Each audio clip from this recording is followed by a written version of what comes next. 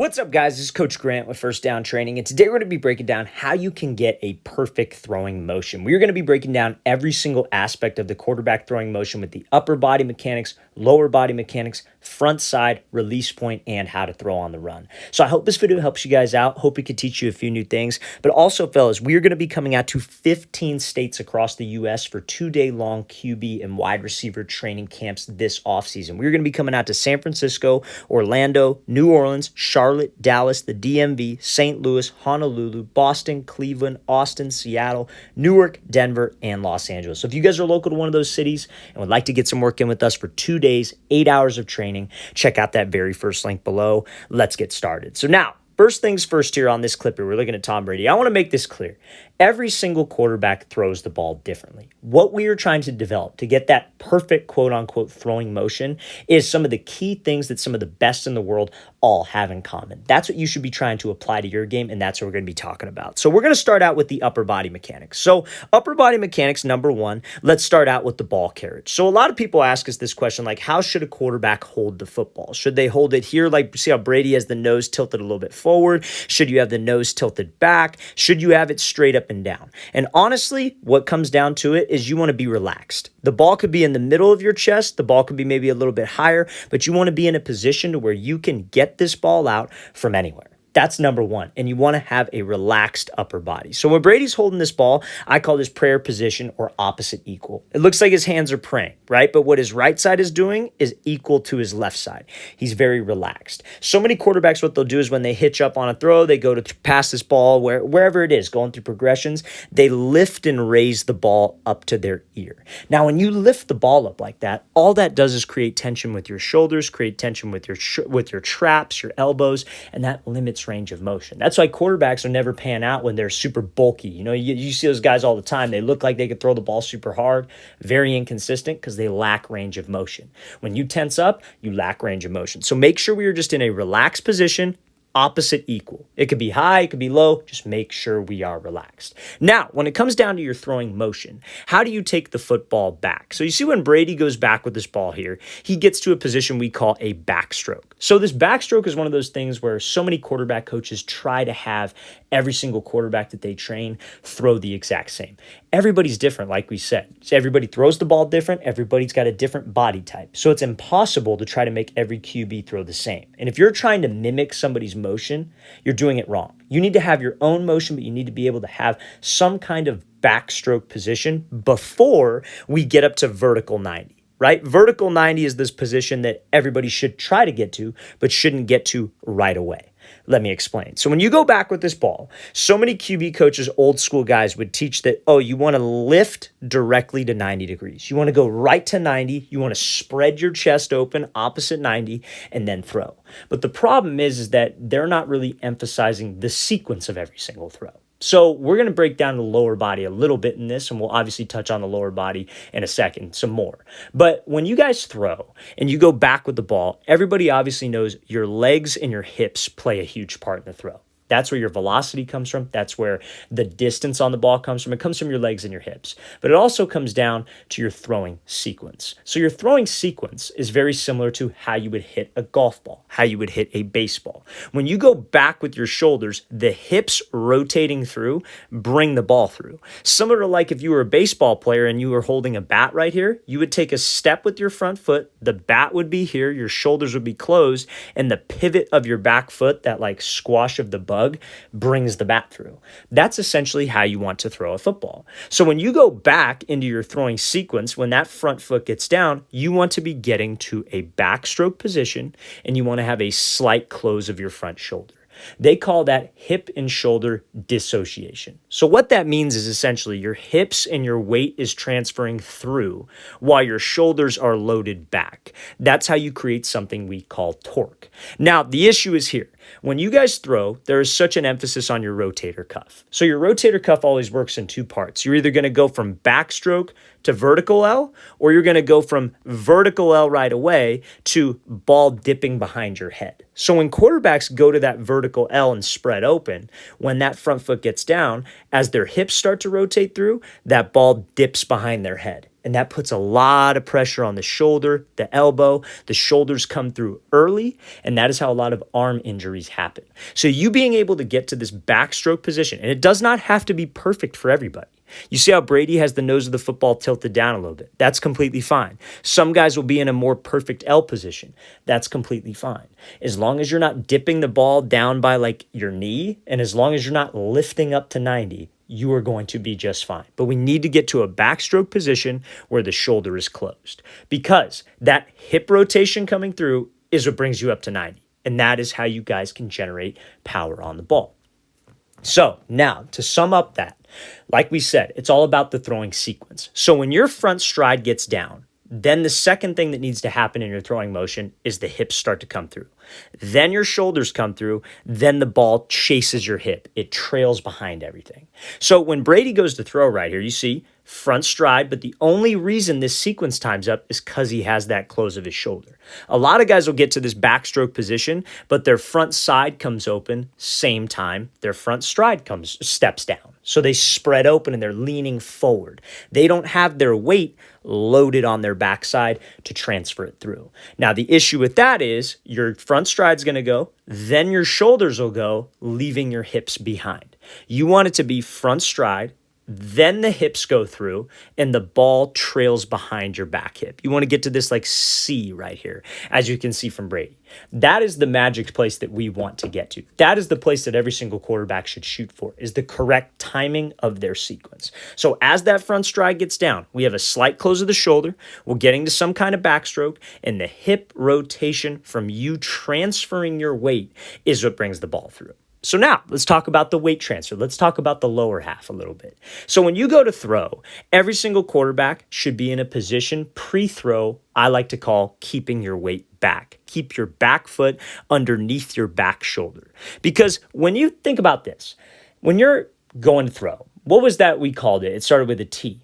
Transfer, right? You need to transfer weight from your backside to your front side to get your hips to rotate through. A lot of people ask me, hey, coach, should I focus on pushing or pivoting off my back foot, or should I focus on rotating at my hips? The answer is both. You have to transfer weight to rotate your hips. The transfer of weight from your back leg, because your back foot is underneath your back shoulder, allows that front stride to go down. So you've all probably seen that Dak Prescott drill before. That's essentially what this is. You transferring weight through, you being able to transfer to the front foot, that is what will get your hips to rotate through. So make sure, fellas, pre-throw, we are in a position where my weight is back. Because now, if I don't have my weight back, and let's say Brady's back foot is wide, his back foot is outside of his shoulder. When you try to transfer your weight, your base is too wide, your leg will extend because it's too wide, and those hips won't be able to rotate through. Your shoulders, even if you rotate your front shoulder, will beat your hips in the sequence. So fellas, to have that perfect throwing motion, we have to do all of these things pre-throw and during the throw. So now I'm going to play this full speed, and we're going to show two examples of Brady doing the exact same thing. So you see how he goes here, weight back, shoulders rotate. Now let's look at this touch pass. You see when Brady takes this hitch, what does he do with his weight? He gets it back foot is under his frame. Watch what happens on foot strike. His front shoulder is closed. Watch what happens with his hips. Hips go through first, and the ball is trailing behind. Fellas, you look at every single NFL quarterback, they all do this. They all throw the ball differently. Find me two NFL quarterbacks that throw the ball the same. You can't. But they all have that sequence in tune. They have the shoulder rotation in tune with the stride, and the hips beat the shoulders. That is what makes an efficient quarterback. Take stress off your arm, and you could get that efficient motion. So now let's talk about the release point, and let's talk about the front side. So this is something that's like heavily scrutinized in the quarterback world, is this release point. Where should your release point be? Should you have that like sidearm throw? Because, you know, we see guys with a lower arm slot today. Should you have a high release? Because my quarterback coach at school is always telling me to get my release up higher. And again, like I said, the answer is both. Quarterback is such a gray position. It's not black or white. It's gray. There are so many things that just go straight down the middle. You could do this or you could do this. In this situation, you could do X. In this situation, you could do Y. So when we watch Patrick Mahomes make this throw here, we're talking about the front side. The front side dictates your release point. So obviously we talked about it with Brady. Your front stride gets down, and what do you need to do with your shoulders? You need to rotate your shoulders. So now when you see how he gets to more of this like L backstroke position, we know that his hips are bringing him up to 90 degrees. But when your hips are rotating through, an old school thing that a lot of quarterback coaches used to teach was take this front side and rotate it through. You want to point, you see how he starts out with his right shoulder pointed here? You want to take your front shoulder and face it to where your right shoulder was. So you want to rotate all the way around. We do not want to do that. That's probably the worst thing you could do, because when you're in this correct throwing sequence, you're using your hips, you're rotating through. Your spine plays a huge role in how accurate you can be with the ball, because we're obviously not thinking about my arm. Your arm is not something you should be focused on. You should be focused on the sequence, the stride, the shoulders rotating, and your hips. So when you throw, there's this imaginary line that goes down the middle of your body called the midline. But it's not really imaginary, because what you do with your front side affects that throwing arm. And when you fall off the midline, that's where accuracy problems can happen.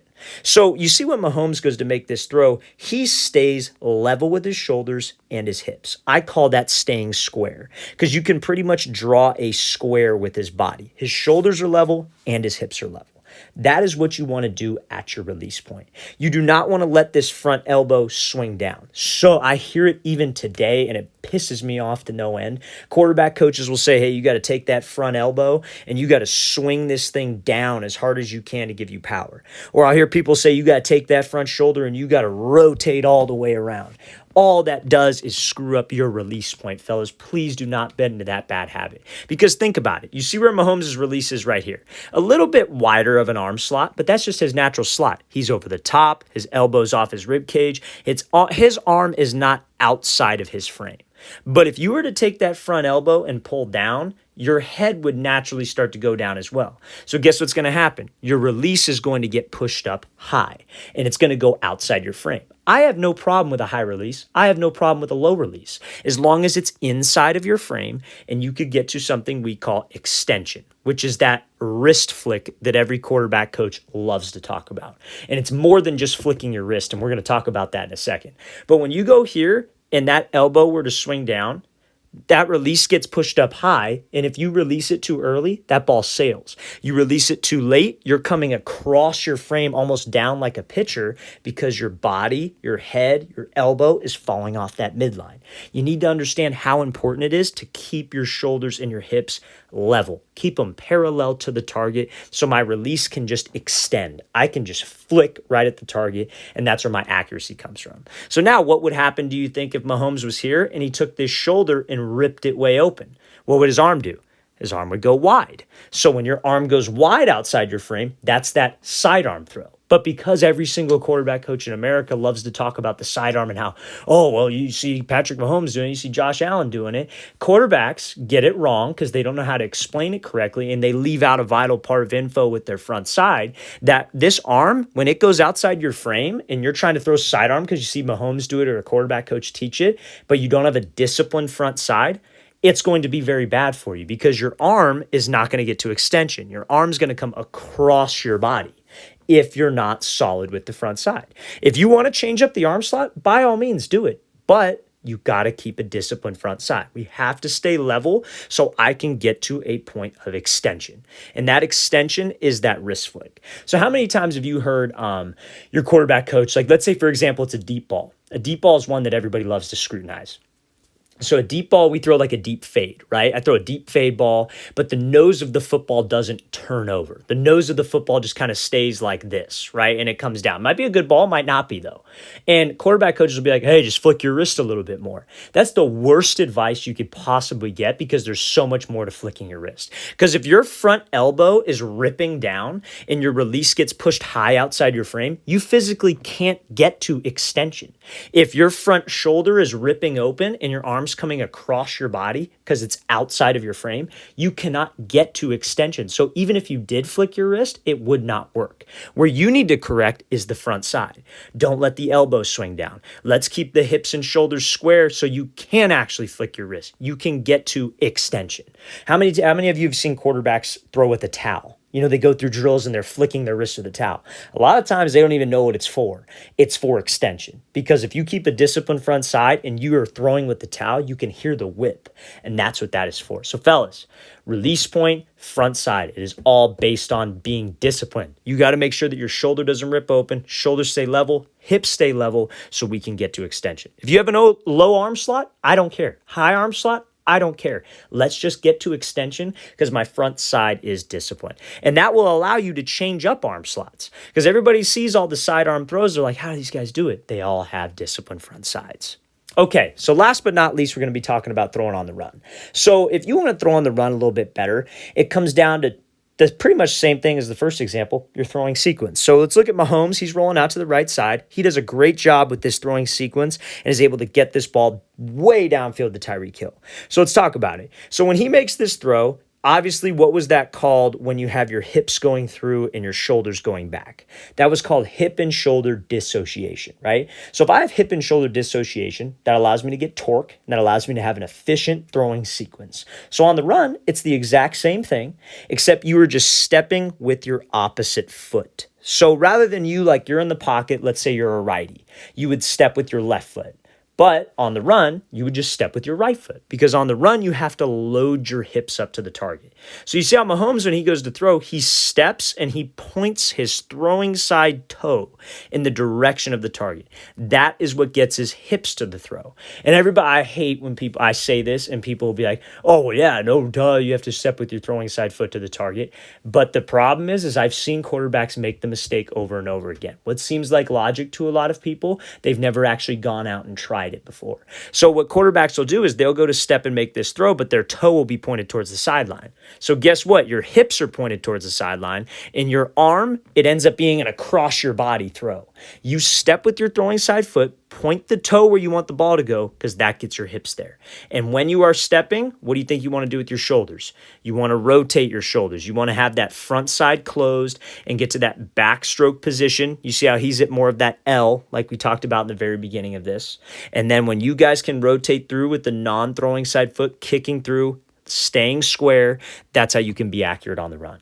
So make sure the shoulders rotate as the throwing side foot steps. You're kicking through with your non-throwing side foot and your hips and shoulders stay square to the target. You will be more consistent on the run, more accurate on the run, and have more velocity on the run. Let's play this thing again full speed. Great job by Mahomes driving that ball down the field and having a perfect on-the-run throwing motion. All right, fellas, really want to thank you for watching. I really appreciate it. If you guys have any questions at all, don't hesitate to leave those in the comments section below. It's always great to hear from you guys as usual.